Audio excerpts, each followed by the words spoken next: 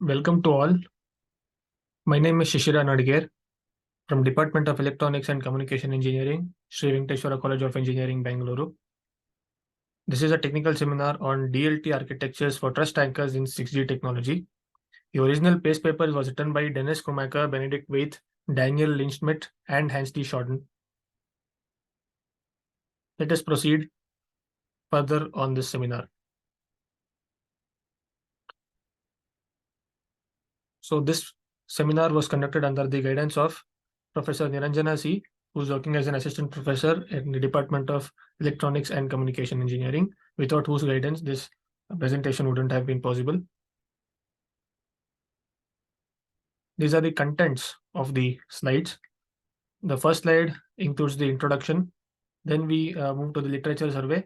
Then we have the methodology, application, conclusion, and then at the last we have the references, which include the number of papers which you have referred in order to make this seminar. This is the flow of the base paper. It includes introduction, related work, then the brief explanation on the DLT architectures for trust anchors in 6G, and lastly, we have the results and discussion page. So introduction. Wireless networks have become increasingly prevalent in recent years due to the convenience and flexibility they provide. However, wireless networks are also more susceptible to security threats compared to wired networks. Security requirements for wireless networks refer to the measures that need to be implemented to safeguard the network against cyber attacks and data breaches. The figure shows the basic wireless network architecture. So this figure, as we can see here, represents the basic network infrastructure, which includes the gateway, the network infrastructure cloud, and an application. And the gateway includes various security measures that need to be taken in order to provide a safe and secure network.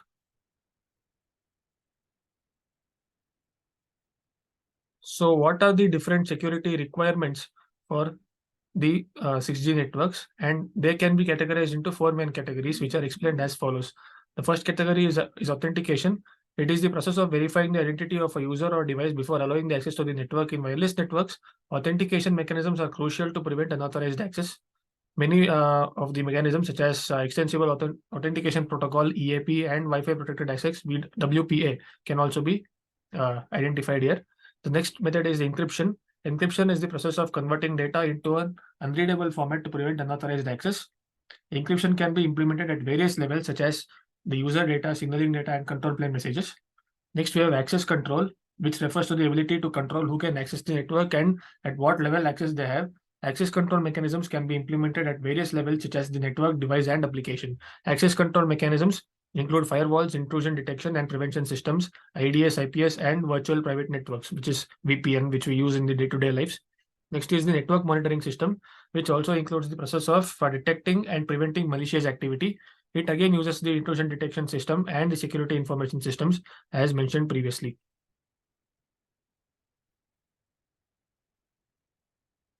So what is the need for an organic infrastructure? In addition to the above security requirements, wireless networks also need to implement measures to protect against attacks such as DOS and MITM rogue access point attacks. DOS attacks are nothing but they are designed to overwhelm the network traffic, making it inaccessible to legitimate users.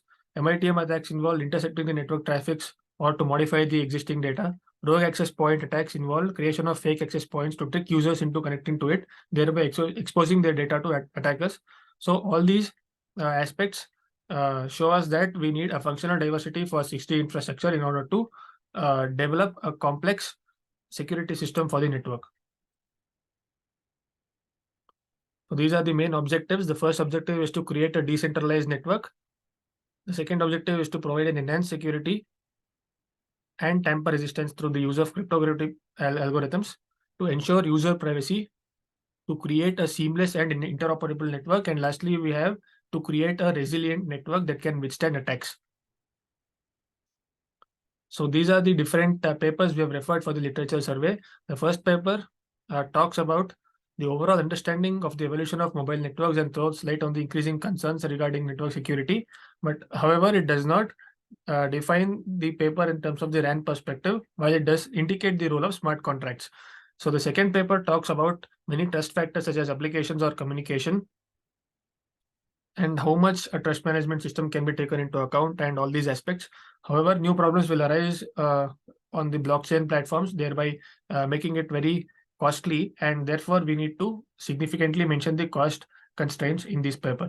The next paper is the blockchain paper written by Emerging Directions of Blockchain as 6G for IEEE. Blockchain in 6G was used by writers to identify the upcoming directions of the network architecture. So one of them was a trust-based secure network, which will enable privacy for future mobile networks. However, there are significant bandwidth constraints, and this also requires development of complex mechanisms.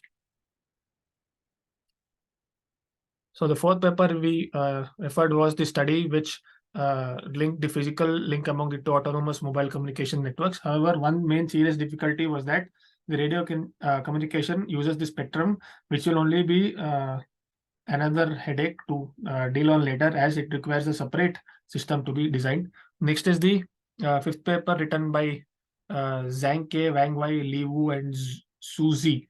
So it was presented in IEEE again. So the authors are of the opinion that the convergence of terrestrial and wireless satellite communications are to be predicted to deliver a completely linked society, whereas there are a number of unresolved concerns regarding data security again. So the last paper also pretty much talks about the same thing. This is the methodology, and we can see the SASF, TTF, and RRM are the main blocks of this methodology. SAF stands for spectrum allocation and sharing function. TTF stands for trust and traceability function, and AMF stands for access and mobility management function. So here again, it is linked to the RAN via the NX interface, N2, N3, N4, and various other such interfaces. So we'll study about these interfaces in the next slide. So RRM is controlled by the SASF, which decides whether to approve the request to the local radio resource management or not. It also conducts negotiation based on which the RRM spectrum is allocated by the SASF. The TTF, or the what we call it as the trust and traceability function, is also responsible for developing credibility in the negotiation and to reach an argument wherein we have the operational metrics that also uses the DLT-based storage technology. The TTF relays are signals that the SASF delivers or receives during the negotiation in the opposite way while simultaneously logging. It is also used to store measurement values, and it can communicate through REST API or CTC special cases.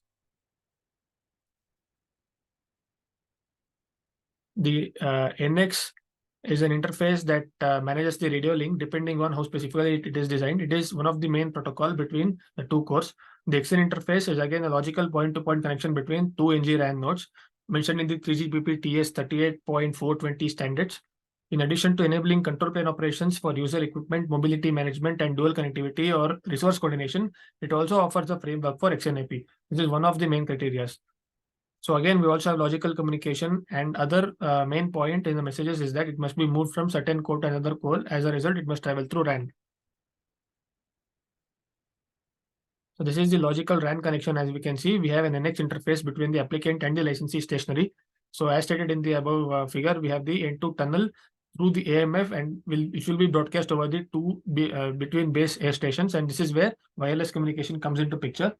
Both the applicant and the core will have a TTF and an SASF configuration in order to provide it a better security and stability.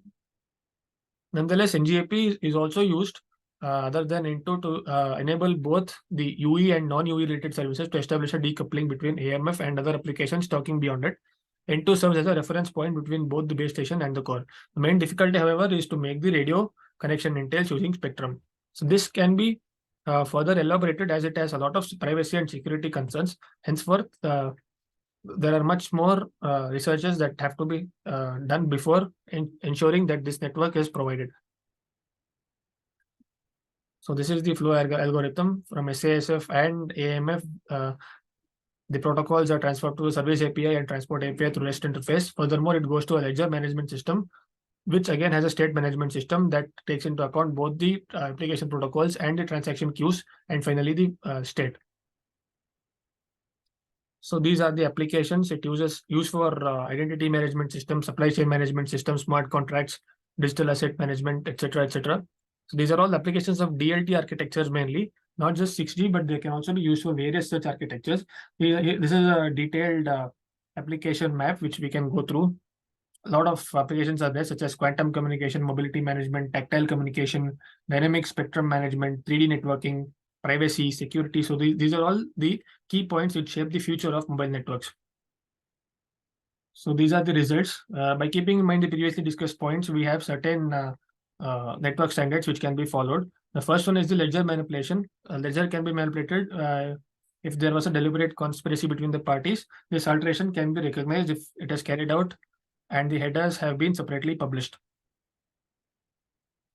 So second is the header distribution system, wherein we can see that different nodes have different ledgers, and each ledger will have its own TTF and SASF function as seen in the above figure. So this will help in having a distributed ledger wherein data is visible to all the nodes and data can be authenticated by all the nodes. This is similar to the concept of cryptocurrency. So next we have the standard centralized database with either SQL or NoSQL viewpoint. In this instance, the trust derives only from cultural acceptance and law. Wherein we have a central database, and the central database will be in the hands of the respective authorities itself, and it requires certain trust to be built.